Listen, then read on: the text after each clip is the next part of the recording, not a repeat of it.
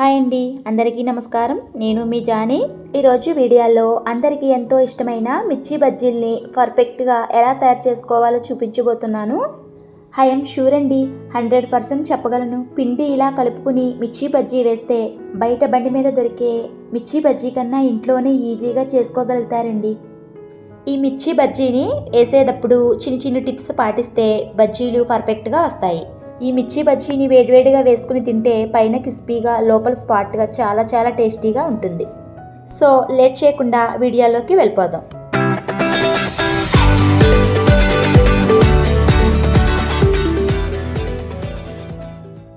ముందుగా పచ్చిమిర్చి తీసుకుని శుభ్రంగా వాష్ చేసుకుని పైన చెమ్మేమి లేకుండా ఒక క్లాత్ తోటి తుడుచుకోవాలి. చెమ్ముంటే మనం బజ్జీలు వేసేటప్పుడు పిండి సరిగ్గా పట్టదు.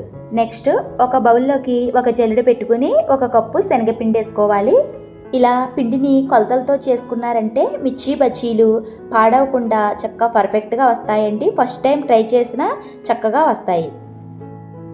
ఇందులోకి 1 టేబుల్ స్పూన్ బియ్యం పిండి వేసుకోవాలి. 1/2 టీ స్పూన్ పసుపు, 1 టేబుల్ స్పూన్ కారం, రుచికి తగినంత సాల్ట్, 1/2 టీ స్పూన్ వంట సోడా, 1 టేబుల్ స్పూన్ వాము ఇలా చేతిలో వేసుకుని ఫ్లేవర్ కోసం ఇలా నలుపుకుని వేసుకోండి. ఈ పిండి జల్లించుకోవాలి. ఇలా జల్లించుకోవడం వలన పిండి కలుపుకునేటప్పుడు ఉండలు కట్టకుండా ఉంటుంది. ఇలా జల్లించుకున్నాక కొద్దిగా వాము ఉంటే అది కూడా వేసుకోవాలి. నెక్స్ట్ మనం డీప్ ఫ్రైకి ఆయిల్ పెట్టుకుంటాం కదండి, అందులో నుంచి heat oil 2 table spoon oil వేసుకుని మొత్తం అంతా మిక్స్ చేసేయండి. నెక్స్ట్ ఇందులోకి కొద్దిగా వాటర్ యాడ్ చేసుకుంటూ దోసపిండి మాదిరిలాగా కలుపుకోవాలి. ఇక్కడ నాకు దాదాపు 3/4 కప్పు వాటర్ పట్టిందండి.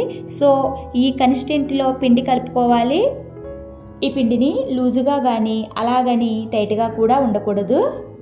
ఈ పిండిని కలుపుకోవడంలోనే ఉంటుందండి. మనం ఎంత బాగా కలుపుకుంటే బజ్జీలు అంత క్రిస్పీగా వస్తాయి.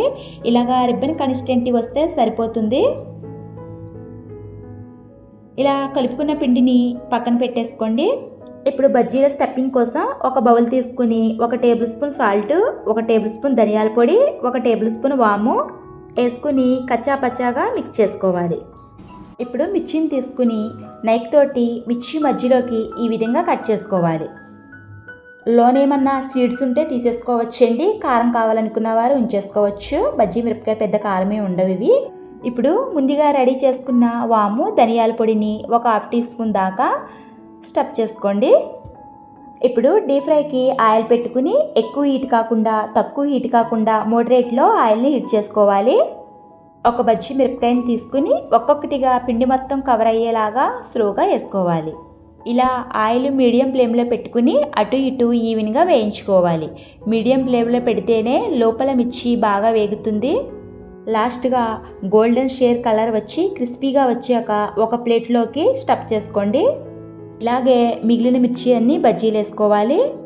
బజ్జీలన్నీ వేసుకున్న తర్వాత ఎక్స్ట్రా ఏమైనా పిండి మిగిలితే అందులోకి చిన్ని ఉల్లిపాయ ముక్కలు కట్ చేసుకుని వేసుకుని మెత్తన పకోడీ కింద వేసుకోవచ్చండి. టేస్ట్ చాలా బాగుంటుంది మెత్తన పకోడీ.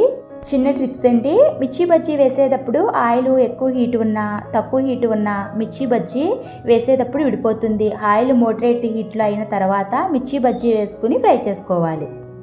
ఈ మిర్చి బజ్జీని ఉల్లిపాయ ముక్కలు, కొత్తిమీర, నిమ్మరసం పిండుకుని తింటే టేస్ట్ సూపర్గా ఉంటుందండి.